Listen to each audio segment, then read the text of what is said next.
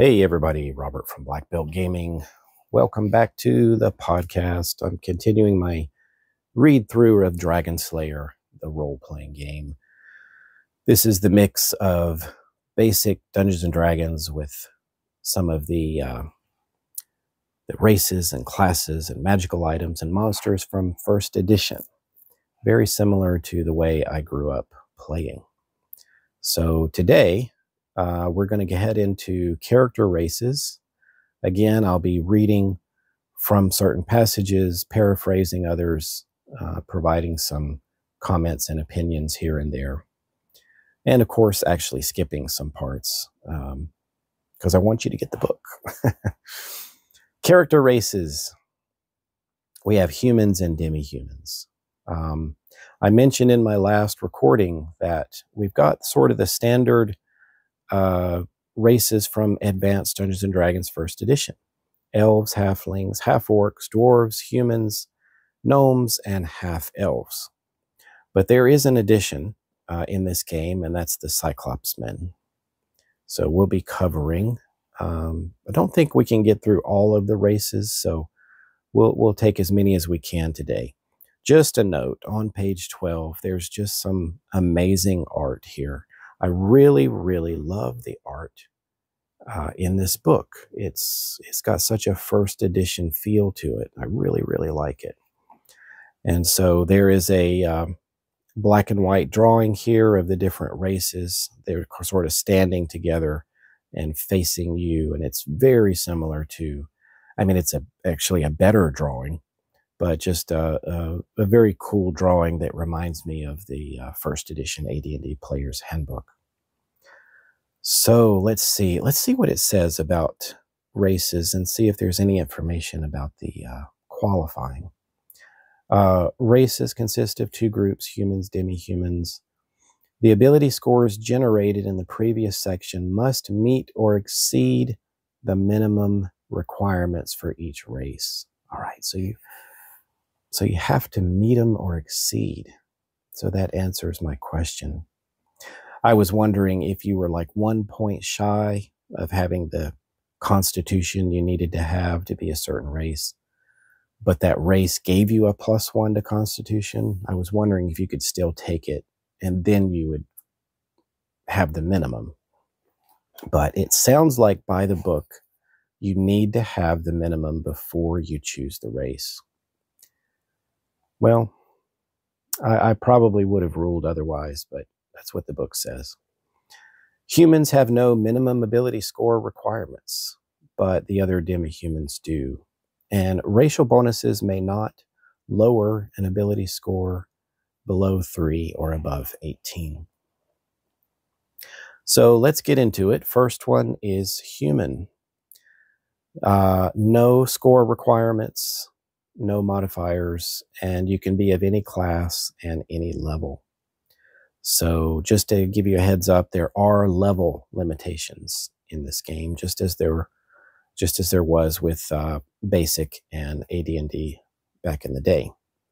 Humans are the most common race in any fantasy world. Humans live in remote medieval settlements and villages and often share the same physical characteristics. Humans are adaptable, versatile. Due to their combination of lifespan and birth rate, their population sizes normally exceed other races. They live for approximately 60 years, but they're subject to disease, malnutrition, and pestilence. So role-playing a human. With each race, there's a little section on role-playing that particular race. Humans are the baseline for medieval fantasy role-playing. Humans subject to the campaign may resemble Anglo-Saxons, Vikings, Greeks, Spartans, Romans, and or Picts. These historical cultures can provide inspiration for role-playing, like language, dress, religion, fighting style. Humans receive no penalties or modifiers to their scores, and they're not subject to level limits. And they can always play a cleric, fighter, magic user, or thief, as they have no minimum ability score requirements. So what it's saying here is sort of the image you have of your character in the default setting here is something coming more from a European sort of medieval uh, theme. So we're not getting into maybe a Japanese swordsman or something like that. There's nothing keeping you from adding that into the game, but just sort of the default appearance and setting is pulling from European mythology and lore. And so that's where this game is trying to set it as the default. Human abilities, movement 40 feet per round. Languages, you begin play with common, and that's right, intelligence can also modify how many languages you know. So let me go back there for intelligence just a second. I think it was related to your modifier that might allow you to speak additional languages. So if you have a +1 modifier based on your intelligence score, I think you can choose an additional language. So if you want to, as a human, you can add dwarf, elf, gnome, halfling, or soul, which I think is the language for the Cyclopsmen. Yeah, subject to intelligence modifier. That's what it says. It gives you a way to roll the dice to determine your starting ages, your height, and weight. So that's humans. Just a note here in advance, and this is totally my opinion. All of the other races in this book have dark vision, and they have it to different degrees, but they all can see in the dark. So when you're heading into the dungeon, humans are the ones that must pull out the torches and the lanterns. And that's going to spoil the dark vision for everybody else and attract monsters and all kinds of things. So I don't like that.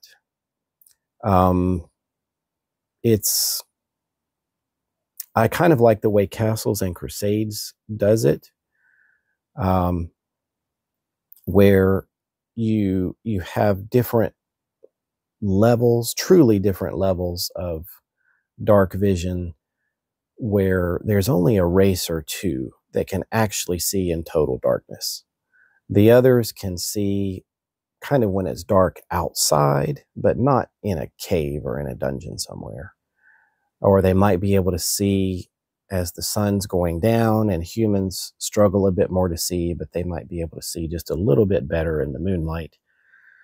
So that's one way you could mess around and house rule this. Or you could go the way that I've heard Shadow Dark does. I do not have that game currently, but I heard that dark vision was eliminated, and I think that's a good idea. You might want to say that all of the races that are living in civilization, they don't have dark vision. But let's say if you were isolated from civilization for months at a time, maybe your body could adjust and redevelop the dark vision that your race has. But yeah, I can just imagine a group of demi-humans. All of a sudden, here comes Mr. Human Fighter, and everybody groans as he pulls out his torches and puts him at a disadvantage. So I would personally think about a way to make an adjustment there. Either, I kind of hate to take things away from other races, but I might eliminate dark vision altogether in this game, make them depend more on their resources. That's very old school in approach. Or if I were to do something else, I wonder if I could pull an idea from old school essentials and maybe allow humans to be extra decisive, something that the other demi-humans would be glad to have the human in their group. So maybe humans could win ties in initiative. So in this game, as we'll get to, initiative is rolled each round with a d6, and it's party initiative. So maze controller rolling against character party. And if you roll a 3 and he rolls a 3, then you have to roll again. But if you've got humans in your group, humans will be the tiebreaker. So I kind of like that idea. That would make humans more valued by the demi-humans. But let's continue on. That's just my random thoughts there. Cyclopsmen, here we go. You need to have a 13 strength and a 14 constitution to play this character race. Once you qualify to be this character race, your intelligence is -1, your wisdom is -1, and your charisma goes down by 1. But your constitution gets a +1. So to me, that's saying that you need a 14 constitution to even be a Cyclopsman. And then when you choose to be one, you're going to have a 15 constitution at minimum. Class and level. You can play a Cyclopsman as a fighter to level 10. And here's the shocker. You can play a paladin to level 8. I've never imagined a Cyclopsman as a paladin, but those are the two choices. Let's read a little bit more about them. Cyclopsmen are rare. They look like large humans between 6'3" and 6'8" tall with a single eye. They are striking to behold. Their hair color varies from light brown to black, and their eye color from pale blue to green. Cyclopsmen sages believe they were bred as slave labor at some point in the distant past. As a result, they are hardy and strong and rarely speak. Due to these attributes, Cyclopsmen make excellent warriors. They possess unique digestive systems. They're unable to draw nutrients from cooked meat and other foods, and as such, they are raw carnivores, and they live for about 50 years. Interesting so far. Let's continue. Role play. They're dour, dogmatic, and they're the first to act and the last to speak. They value loyalty and think little of braggarts. For these reasons, they prefer the company of dwarves, whom they admire for their strength and loyalty. And they have an empathy for halflings, as Cyclopsmen endure prejudice for their height, in the same manner that halflings are mistreated for their short stature. So here is an interesting thing. They don't really have the ability in language to understand metaphors in communication. They have a bit of trouble following regular common speech among humans. It's difficult for them. They don't understand metaphors. They don't understand hyperbolical everyday language of humans and demi-humans.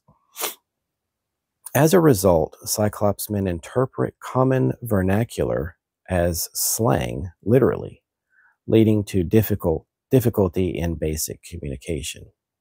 So you just got to speak very directly and plainly when communicating with the Cyclopsmen. I don't recall that being anything in the movie Krull. Perhaps this was just the author's creative process here. I don't recall that. But maybe that came from a story somewhere else that I'm not familiar with. But given their size and their communication issues, they're often stereotyped as simple-minded. Cyclopsmen are disparaged by some races, particularly humans, who refer to them as slags. S-L-A-G-S. Racial abilities. They can move at the same speed as a human, 40 feet per round. They're accustomed to labor underground, and oh, here's the dark vision. They can see in total darkness up to 40 feet. Secret doors. When actively searching for secret doors, they may detect a hidden or secret door on a roll of a 1 or a 2 on a D6 roll. If you notice, we didn't have anything listed under humans. So the question may arise, do humans even have a chance to find a secret door? Well, there's probably a couple of ways to do this. When actively searching for a secret door, you could give everybody at least a 1 in 6 chance. Or you could go with humans needing to ask those specific questions that we talked about in the tenets. So maybe they can find the secret door if they actively search and look in the right area and find the trigger mechanism. So a couple of ways to do that, I guess. One without a die roll and one with a die roll. Superstitious. Cyclopsmen are highly suspicious of arcane magic. Despite their deep distrust of wizards, they gravitate towards spirituality and organized religion. Alcohol. This is interesting. Cyclopsmen are unable to consume alcohol. For them, alcohol has the same effect as a lethal poison. They have to save or die if they consume alcohol. They can consume clotted cream, which has the same intoxicating effect as alcohol. Depth perception. They have a little bit of a trouble with ranged weapons. Due to their poor depth perception, due to their one eye, they have a -2 on all ranged attacks. Cyclopsmen are resilient to harsh environments. They gain a +1 on saving throw versus heat and cold. They have an immunity here. They are immune to poison gas. I don't know where that came from, but that's interesting. Languages. Cyclopsmen begin play knowing Soul. That's S-U-U-L. And that's their own language. And they may speak, I guess this is based, yeah, it's based on intelligence modifier. They can speak common, dwarf, elf, gnome, or halfling, should they be able to choose additional languages. So, a Cyclopsman starting out with a standard intelligence, maybe no bonus languages, they're only going to know their racial language, S-U-U-L, soul. So they don't know common out of the gate. Fighter or paladin, you can roll their starting age, height, and weight. So let's see how long we're going here.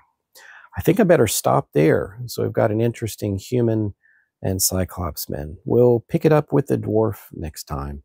Thanks for listening, everybody, and I'll catch you later.